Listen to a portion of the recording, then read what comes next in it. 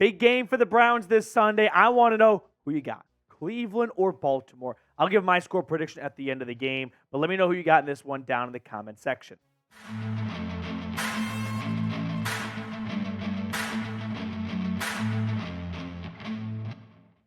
It is Ravens Hate Week. Fuck Art Modell and let's go Brownies and let's take down the Baltimore Ravens. We're going to run through my preview for this week's game. I'm going to give my 5 keys to victory. We've got some news to hit on, and then I'm going to give my prediction at the very end of the game. But let's start with a bit of a quick news hit here, as Mary Kay tweeted out that Browns offensive tackle James Hudson said he's not sure which side he'll start on versus the Ravens, but said he'll practice at right tackle today. Now, Kevin Stefanski added a little bit more color to that picture, saying they're going to go through all their options, coach speak, yada, yada, yada. But ultimately, I think the Browns want to put their best tackle at left tackle until Jed Wills returns. And that's looking like Dawand Jones, which I've got mixed feelings about moving Big Thanos because he's been really good at right tackle. He was a right tackle in Columbus. This would be a big adjustment in the middle of the week. But ultimately, sticking your fourth string tackle or the fourth tackle or fourth total tackle after Wills, Conklin, Jones, and then Hudson at Deshaun Watson's blind side might be a recipe for disaster. So I could see the Browns just trying to band-aid themselves until Jed Wills returns by putting Big Thanos over on the left side. It's not a good solution, but it might be your best option, right? You are stuck in a very difficult place here between James Hudson, who's got very little experience at left tackle, Dawand Jones, who has zero experience at left tackle, or letting Deshaun Watson get absolutely obliterated. So you're kind of just taking the path of, well, we hope this one works a little bit better. So with that being said, let's get into our preview now. Kind of set the tone for this video by looking over the stats for Cleveland and Baltimore this season. The Browns enter with the 14th best scoring offense compared to the Ravens' 6th best. Meanwhile, points against, both these teams are top 3. The Browns have given up the fewest amount of yards. The Ravens, though, not far behind them. Turnover differential favors the Baltimore Ravens, but I feel like the Browns have been slowly improving at that department, especially last week against Arizona. Now, to kind of get everyone up to speed on what the Ravens have been up to this year, they are 7-2. Their 2 losses coming at Pittsburgh, and then also earlier in the year at home against the Indianapolis Colts in overtime. So the Ravens are one of the juggernauts, if you will, of the AFC, and they definitely deserve a lot of credit. But I'm just going to put up, just talking facts for a moment. The Ravens beat the Cardinals by a touchdown. The Browns obliterated the Cardinals. The Ravens beat the Steelers by a touchdown. The Browns obliterated the Titans. Just facts right there. Make your own opinion. But this matchup is huge for the AFC North. If the Ravens win it, they will have the tiebreaker over the Browns. They will improve to 8-2. The Browns will fall to 5-4. They'll be 3 games back at about the midway point in the season. I feel like 3 games back without the tiebreaker, barring another Lamar Jackson injury, I don't see a way the Browns can come back and win the AFC North. So a lot riding on this game, which is why I think it's important to note when it comes to AFC North battles, Browns versus Ravens, throw out the record books. It's not going to be a knife fight. It's not going to be a gunfight. It's going to be a nuclear arms race. We are about to witness another Cuban Missile Crisis because the Browns and Ravens squaring off on Sunday is always going to be a must-see TV product. So I'm excited for this week's game. I'm very optimistic that it'll go a lot better than the last matchup did. Hopefully the Browns don't have a new starting quarterback 90 minutes before kickoff, and this offense can come in ready to roll. So with that being said, let's get into my keys to victory for Cleveland. First key I want to start things off with, a Deshaun Watson takeover. Now this one is a little bit of an asterisk to it because I just want to speak this more into existence rather than say, if Deshaun Watson does not throw for 300 yards, the Browns have no chance of winning. Now, we have seen this Browns team win a lot of games this year with very, very suboptimal quarterback play.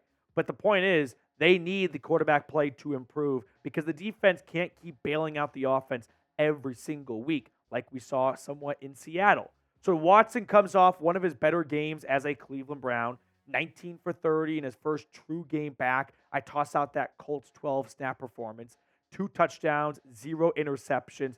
Definitely gave the dog pound a lot to be excited about for the weeks to come.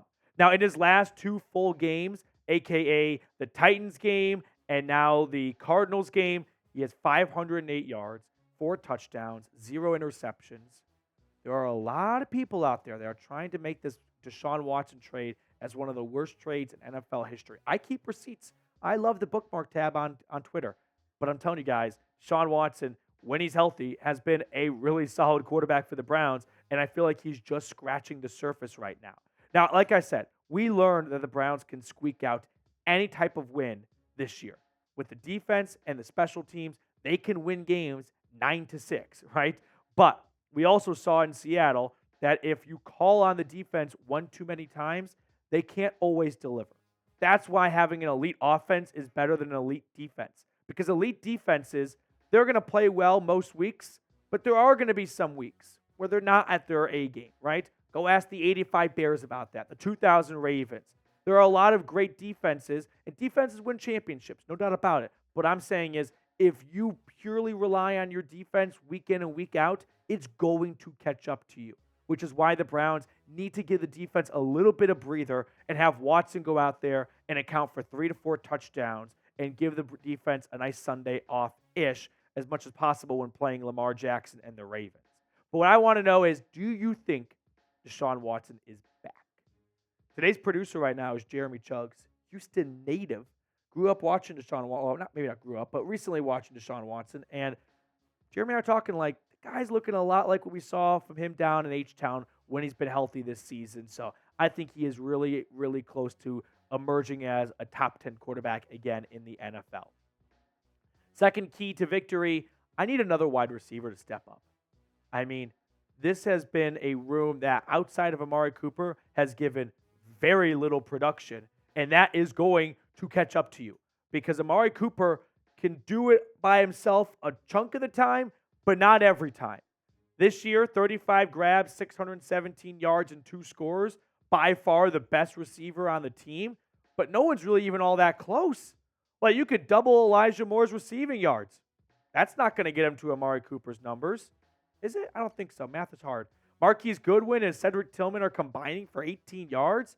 Like, at some point, someone else needs to rise up and take control of that wide receiver too, because DPJ is gone.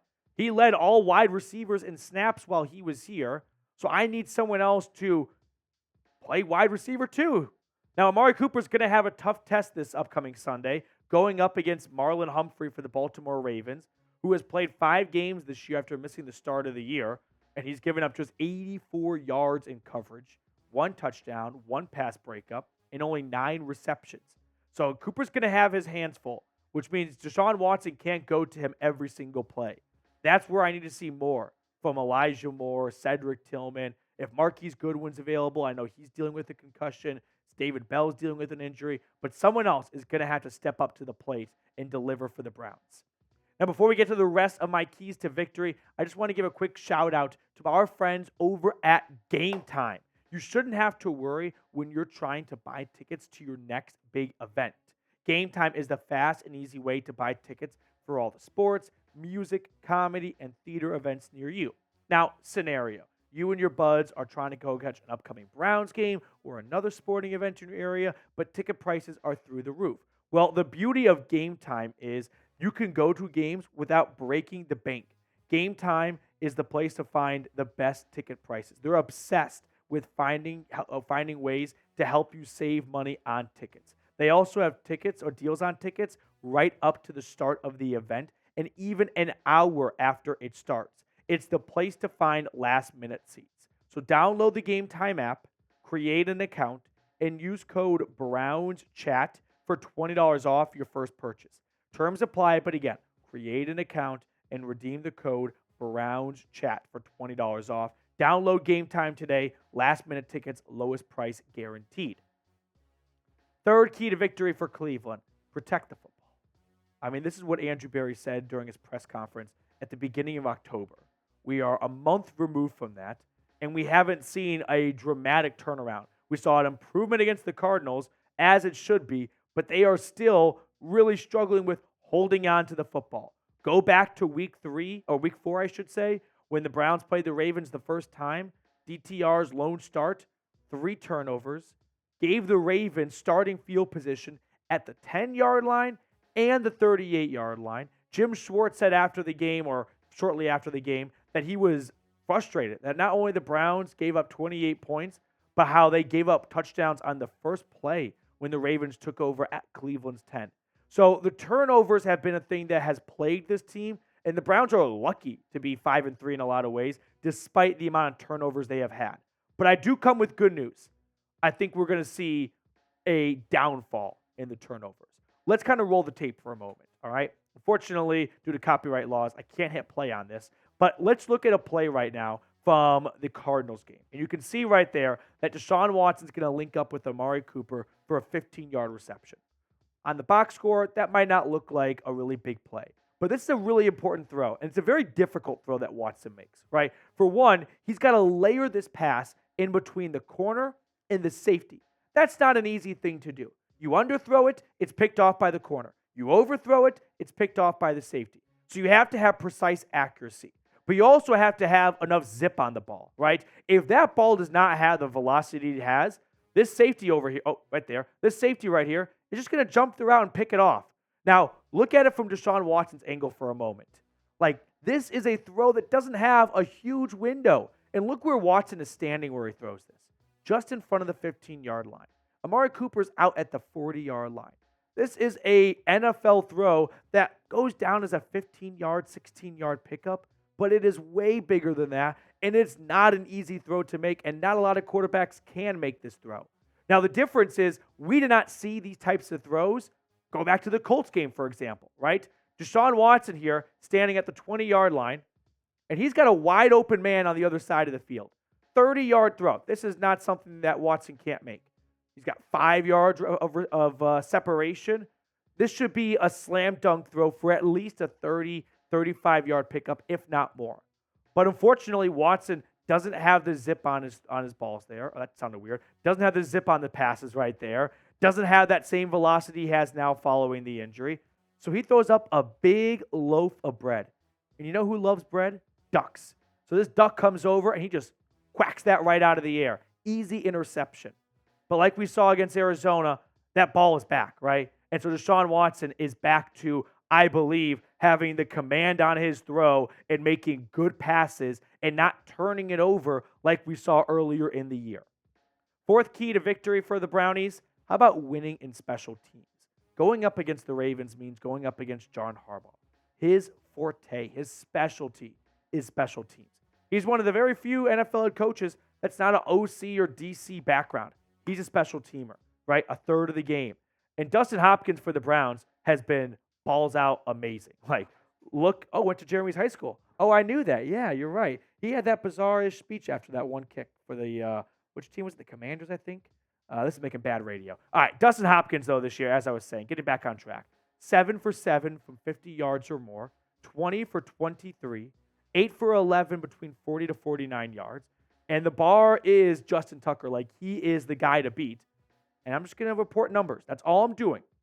He's 1 for 4 on 50-plus yard field goals. So, special teams from the kicking department, definitely leaning in the Browns' favor. But I don't want to play with my food here. We know how dangerous Justin Tucker can be.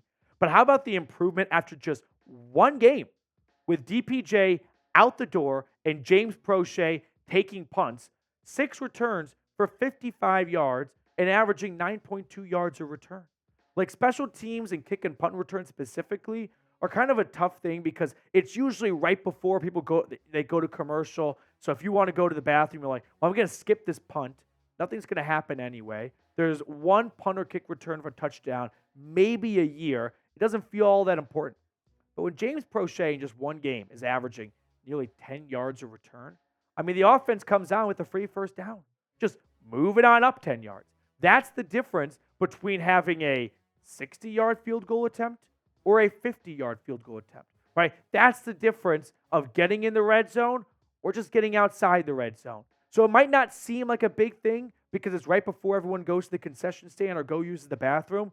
But when DPJ is back there and he's not averaging 10 yards a pop and Prochet in one game is, that's going to give you a little bit of a boost. That's going to give you a jump start. Your offense is going to come on the field, and the defense is going to be a little bit backed up more than they would like, and that just gives them one less play of slack to go, well, we can't give up the big play because the Browns, instead of starting at their own 22, are out at their own 32, which means if we get a roughing the passer call here, they're already at the 50. So it might not seem like a huge factor, but if you can get a good punt return, that's going to help the offense out tremendously. Fifth key to victory for the Browns. Don't get too cute, Kevin. This is a one-on-one. Everyone else leave the video. Kevin, every time the Browns play a big game, it feels like there's a moment in the fourth quarter where you decide, you know what? I've got this one. Eye contact, Kevin. I've got this really fun play I want to design. How about Harrison Bryant gets up under center and he throws it to Nick Harris running down the sideline? Don't do it. Don't. It sounds fun. It looks cool in practice. Not on the field. Just give it to Kareem Hunt when it's at 3rd and 2. You don't need to outsmart yourself. We know you're smart. We know you're an Ivy League guy. I like Kevin Stefanski. I think he's doing an incredible job as a head coach right now, having this team at 5-3 with PJ Walker starting games, Nick Chubb going down in week 2, and now losing both of his right tackles to injured reserve, or both of his tackles to injured reserve. But Kevin, I know you're watching. There's going to be a moment in this game where you want to put your mark on it, right? You want to put your stamp down of, you know what? I won us that game with that huge play call. Just play it safe. Michael Scott. Keep it simple, stupid. Before we get on out of here, I just want to update everyone on the subscriber battle we are having with our Ravens channel. And I was somewhat floored to see they have an advantage on us. Not only are they an inferior and smaller channel here at Chat Sports, but they fucking suck because they're the Ravens. So make sure you take down the Ravens rundown and subscribers with me by clicking that big sub button. This is going to be my score prediction that's not going to be too popular. But I get major tie vibes. Like, I want the Browns to win. I think they'll win.